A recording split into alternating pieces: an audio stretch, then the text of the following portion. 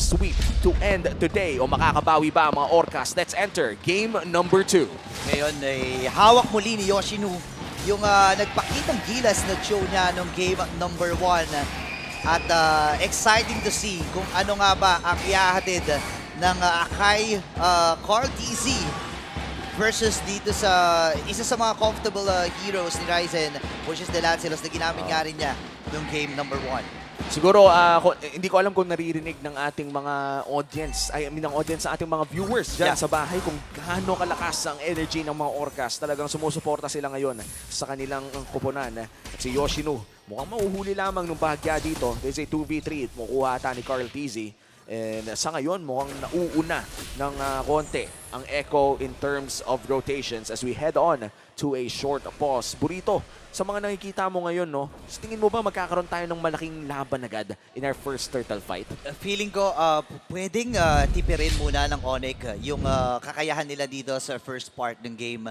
Naalala natin yung laban nila kahapon sa RSG na sinabi rin nila na games 1 to 3 sila yung lamang, and yung tempo na ginagawa nila doon isinasabay lang nila against sa RSG. Mabagal ang RSG, babagalan lang natin. Pero depende pa rin para sa Echo dito kung raratratin nila. Kasi Akai ito eh. So parang ang hirap sumabay if ever kapag naipit ka and meron na itong heavy spin.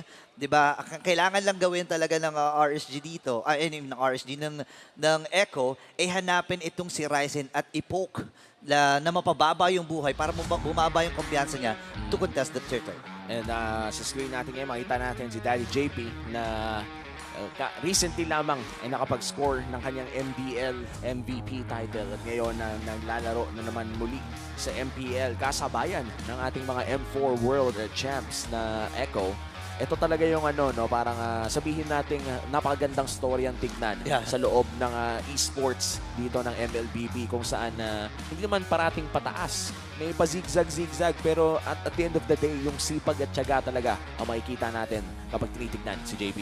Ito na yung pinakamatinding comeback na inaantay ni JP. No, pero katakataka, no, kailan kaya maglalaro itong si Yawi? Feeling ko, nire-reserva nila, no? Alam ko may mga naghahanap na kay Yawi dyan, even sa mga comment sections natin, no? Pero parang sa ngayon gumagana pa rin naman, and in fact, napakaganda ng nagiging resulta ng bawat laro na nilalaroan dito ni Daddy JP. Pero dito naman sa Echo, sa Onyx, yung debut game ng dalawang players na nabanggit natin, itong si Yoshinu at si Jem, magugulat ka na kayang-kayang sumabay sa mga world champs, di ba? And you could see the confidence na talagang alam nila na nag-prepare ang mga ito for their debut in the big league. Pero si Sanford ata, dudugo lamang ng bahagya kay Ryzen. Ang sakit naman ni Ryzen, hindi ata semi tangsilot yun. Parang damage Lancelot yung sakit eh. Mamaya-maya tingnan natin. Kasi naka-killing spree siya eh. So most likely, baka idadali niya ulit sa hybrid type na naka-physical and naka-defensive na item. Pero tingnan natin sa emblem build brought to us by FWD Insurance. Itong tenacity para kay Nets, mukhang nakadepende nga siya talaga na may konting insurance. Of course, kanya katapat is Bruno. So, dadating talaga sa point na magiging below 50% yung HP niya. At biglang magkikick in na nga yung pagiging makunat doon. At medyo nasaktan si Ryzen sa body slam na yun. Naramdaman niya ang buong bigat ng isang Akai. Pero Benny Cutie goes level 4. Di niya ibabato ang worldy, pero makakadepensa naman sa may bandang top side. First turtle, paglalabanan na ng Onyx at Echo. Meron pang heavy spin dito si Carl TZ, pero isusuko na ng bataan ng Onyx Philippines. Pero doon pala sa may bandang itaas, pinaplano sila at si Benny Cutie ang unang na-punish. Onyx takes that first blood. Ultra fast execution mula dito sa Onyx, taking the first blood doon sa bandang itaas. Muli, ganito na naman ang nakikita nating trade pattern for Echo. Nagbibigay ng kill para sa turtle. Yeah. Maganda dito para sa Onyx, however, I see Benny Cutie yung nabigyan nila. At napaka-crucial niyan.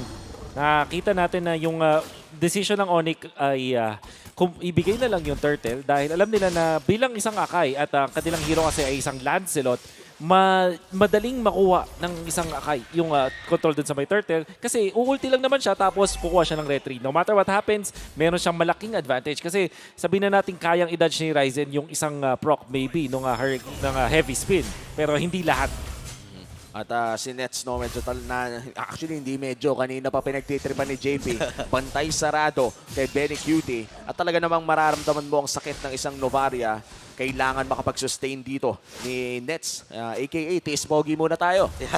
Actually, kung papansinin natin, nakapitalize na nga yung energy dito sa may bandang itaas. And Yoshinu,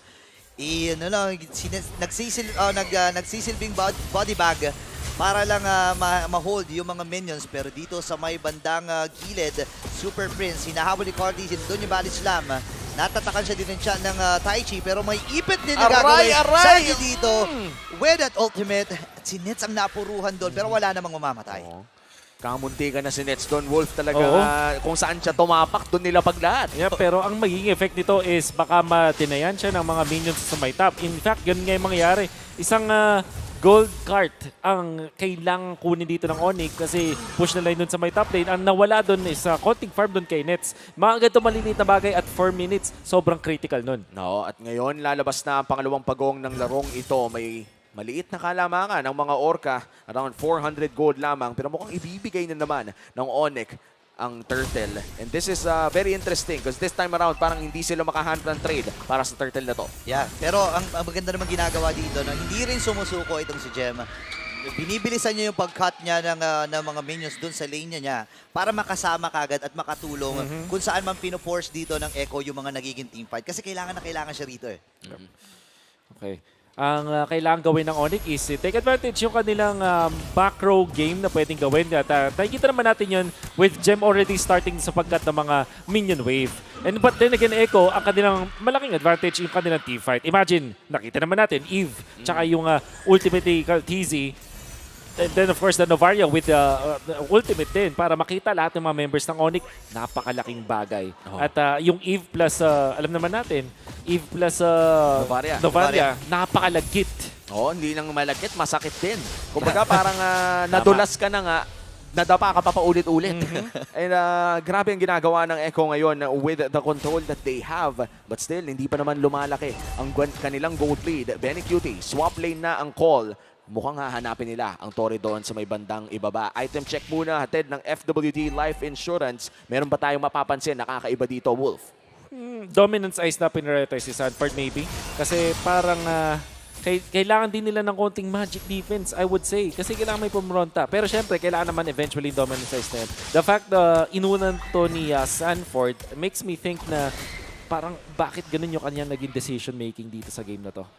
Napakakuna talaga ni Cortez rito. Pero dun sa may bandang ibaba, nakakuha na rin uli ng Torre dito si Benny Cutie. Yabang Cortez hahatakin 4 members mula sa Onyx ay nandun na para sa follow-up. Pero heavy spin lamang ang ipinangsagot niya doon sa Wave of the Dragon Gem versus Benny Cutie. Tignan mo naman bumabakat. Yung Reynos yun bumabakat yung sipa. Ginawang punching bag pero si Benny Cutie nahuli ata. Uy, nagdash siya rito. Wala na ata siya patakas ngayon. Papasok na rin. Nandun yung ultimate mula dito kay Super Prince. Babagsak si Yoshinu. And Rice hindi ito makakuha din ng isa. 1-for-1 na magiging palitan. Pero hindi pa hatatapos ang Echo dito. Sanji at si Gem ang kanilang pinupulutan. Pero sabi ng Onyx, okay, atras muna tayo. Ang sarap naman na pulutan nitong Yura, no, Andy? Kunat, no? Makunat. Grabe. At talagang ito yung tipo na alam mong injured ang buhay niya. Talagang bumabalik lang. And Gem right now on his second game in MPL, ramdam mo, nasasaktan siya sa mga sipa ni Benny Cutie pero Kebs lang, nandiyan naman. Kebs lang, sabi nga nila. Itong si Benny Cutie ang medyo kailangan i-solusyonan dito ng Echo. Although malaki pa rin yung lamang ng Echo dahil doon sa mga napupush nila. The fact na mayroon ng 2 deaths doon sa kanilang Bruno, hindi ganun ka tanggap-tanggap. Pero mukhang teamfight sila sa gitna. Yun na. Master Echo na gamit. Yoshinu. Sinisilip lamang niya kung sino yung may pagkakataon niyang sipain. Kasi available pa naman yung kanyang flicker dito. And napansin ko lang pala, no, naka-quantum charge itong si Cho. So kaya pala ang bilis napansin ko. Speed. May ano siya, may bukod sa passive niya na nagdadagdag ng damage eh. Meron din siyang nagdadagdag ng speed sa kanya, pampabilis ng kanyang paglalakad. Then kadalasan no, nakakita tayo mga concussive blast na Cho. Pero nauuso na rin ang mga roamers na naka-quantum charge. Kanina lamang kung babalikan natin ang Smart Omega game, nakakita tayo ng Kufra ni Chaknu na naka-quantum charge din. So, kanina sinabi natin na curious ako dun sa first item ni Sanford. Ang kanyang unang ay kinuha ng dominant size, which I think na kailangan nila ng magic defense. So ngayon, nag-radiant armor na siya. So sabi lang ni Sanford sa atin ay, huwag kayong makulit. Kukunin ko rin naman yan. Huwag lang Huwag kayong excited. Mag-antay lang kayo. Okay na kayo. So ngayon na, okay na. Goods na for the XP laner para sa Echo and definitely pwede nilang activate yung kanilang team fighting. Oh, medyo delikado si Nets doon, no? Mag-isa, pero nakapush naman ng top lane. Pero si Benny Cutie nahuli na naman nata ulit. Uy, nasipa siya rito. And Benny Cutie, uy, tumash in! Napakatapang. Kaya lang, hindi sapat yung kanyang damage. Andito na yung responde mula sa Echo. Pero lalayo na kagad Yoshino and Ryzen. Pero tingnan mo yung damage. Andito na rin yung River Manipulation. Sino ang kanyang atakihin? Andun yung Torno. Nako. Parang ikli ng mabilis. Yung mga minions, ligtas pa rin ng Onyx sa pagkakataon na yun. Mukhang nawe-weather ng Onyx ang Storm. Benny Cutie, 0-3 in this game. Exactly. Sobrang uncharacteristic. Na nakita natin naglalakad dun sa may river, etong si Benny Cutie. At may 4 na members ng Onyx doon. And you thought na pwede niya mapatay si Super Friends. So Super Friends actually played that well. Yung mga hatak, pati yung kanyang pag-flicker out ay saktong-saktong timing. At napilitan yung Echo na ibigay yung kill doon kay Benny Cutie. 3 deaths tapos wala na siyang Purify sa ngayon. Parang medyo mapapadelikado ang Echo doon sa upcoming na Lord fight. Oo. And Wind of Nature pickup para kay Benny Cutie. Magiging crucial ito para iwasan ang burst damage na manggagaling kay Ryzen. And Echo still ahead by 1.5k gold lead. Sila ang hawak sa pinakaunang Lord ng larong ito. Yoshino and Super Friends still looking for an angle. Hindi pa naman binabato ni JP ang kanyang mga abilidad. Pero si Yoshino ngayon mukhang tatakas naman. Hindi pa nila sisimulan talaga ang Lord, talagang sinasayaw lang nila. Yun nga, si CarTZ, kinukulit lamang dito ni Gem at hinahawakan lang ni Sanford itong Lord. By the way, ang ganda ng ginagawa ni JP, no? Dinalapagan niya ng mga Astral Meteor yung mga damo para walang makatambay doon. Kasi nag-check na si Yoshino eh. Ayan yung pag-sip. No? Tingnan natin kung sisipa nga ba siya dito. May Jet Kondo at tumatama pa yun. Pero pababa na ng pababa yung buhay ng Lord, ha? Oy, padelikado na ng padelikado para sa Onyx. Echo ang may control ng Lord. Sila ang susubok umatake. At Sanford ang mauuna. Ay, yung penalty zone habang si Gem ay napalayo na nga lang. At si Ryzen ay nasa likuran. Sino ba ang target niya? Si JP ba? Pero si CarTZ makukuha yung unang Lord ng ating game. Ngayon, takbuhan muna ang mga Sonics. Paano ang execution nila gamit na nga rin. Critical ang kinigan nila mga buhay heavy spin. Ay nagamit na niya pero masyadong makatina yung mga normal hits na nanggagaling dito sa Onyx. May ipit ata si Ryzen. Meron ba siyang puncture? Yeah, meron siyang puncture dito. At talaga makikita mo kung yung paano niya i-utilize bawat skills na meron siya. Safe naman ang ginawa ng Onyx. Wala pang Aray! bumabagsak sa kanila pero ang aggressiveness ng bagyong Benny ay nagpapakita na. Grabe, 0-3 pero matapang at masakit. Whew! That's Bruno dealing the damage. Nakita naman natin na masakit din talaga at meron rin siyang Wind of Nature so hindi siya masyadong takot. At kinokomment natin nung yung Onyx Philippines sa kanilang Lord Dance. However, this time yung kanilang decision ay medyo nasa sugal pa. At maganda yung pagkakagamit ng ultimate doon ni Sanji. Forcing agad yung flicker mula doon kay Nets. At si Super Prince, hindi niya alam kung paano niya gagamitin yung ultimate niya kasi nahiwalay sa 2 units yung Onyx. 3 doon sa may backlines, 2 naman doon sa papunta doon sa likod ng Echo. And CarTZ, not even having to use yung kanyang heavy spin doon sa may Lord Dance, ay na-secure nga yung Lord. And that's great for the Echo squad. At dahil nga level 1 Lord lang iyon ay madaling na itunaw ng Onyx ang pinakaunang Lord ng laro pero mukhang napindotata ang Netherrealm for the side of Onyx. This might just be crucial for the side of the Orcas dahil hindi pa sila tapos mag-push sa base ng Onyx. May baba naman ata ang kanila magiging punteriya. Ginamit na yung real world manipulation para lang masigurado na makakapagpatumba sila ng third dito. Ang ganda ng pinapakita ng Echo. Yep. Ang ganda nung pag-punish nila. Nakakita sila ng isang spell na ginamit automatic. Inagresibuhan nila yung bottom lane. Taking advantage of the big minions, sabay gamit ng RWM para ma-secure yung torre. Ay, si Yoshino na kagad ang iipitin with a heavy spin at pinagtulong-tulungan dito ng mga Orcas. At ngayon, ano ang kanilang magiging punteriya? Pwede silang tumuloy dito sa may top lane at kalat-kalat muna ang Echo. Inuubos lahat ng mga resources na nasa paligid nila. Napakalinis na execution mula sa mga Orcas. Talagang naipit nila si Yoshino at hindi na makapag-shunpo at hindi na makatakas pa. Mukhang si Ryzen naman ata ang sunod na mabibigyan. Pero makakatakas naman Stanford! Wow! Flicker penalty zone! Pero nanganib ang kanyang buhay doon. Super Frenzy makakakuha din ng kill. Pero ito yung sagot. Meron pa rin siyang ultimate dito. At si Sanji ay hindi titigil. May sunog mula sa kanya. Pero nandun yung Sipa and the Flecker. Ryzen with a Oh, kill. no! Pasok pa sa may bandang Ryzen! likuran. Dalawa ang kanya mga huli dito. JP is down. Habang si Benny Cutie at Benny. si Carl. Yoshino! Atras na nga rin. Nandun pa rin yung Jeet Kune Do. Pero kakayanin ba niya yung damage? Benny Cutie umi-sticker pa. Dem dito ay matutunaw din. Ngayon takbuhan muna ang kumuna ng Sonics. Dalawa lang ang natira sa Echo pero ang ipay ng mga puso nila. At dito na natin makikita na bumalik na ang bagyo. Mapigilan man ng saglit ay sasakit at lalaki pa rin. At nasulit ulit niya yung Worldy. Nakita naman natin na hindi ganun kadaling tunawin ang isang Uranus pero kasi nag-volleyball yung dalawang members ng Onyx, pinaghatian yung Worldy na nakita natin mula kay Benny Cutie. Well done. But still, Onyx, commendable yung pinakita ng Super Friends, even baiting out yung real-world manipulation. Pero wow! wala sa flicker kasi Stanford! Natunaw dito si Sanford at pero makikipagsabayan na. Oh my goodness! Super Friends! Makakapatay na habang shutdown para sa kay Carl TZ rito. Ryzen versus Carl. Pero may Sanji! immobile siya dito. And Sanji with a double kill. Crucial kill para sa kanilang kupunan at kailangan munang dumipensa ng Echo rito. Grabe yung position ni Diba? Sanji nun, ha?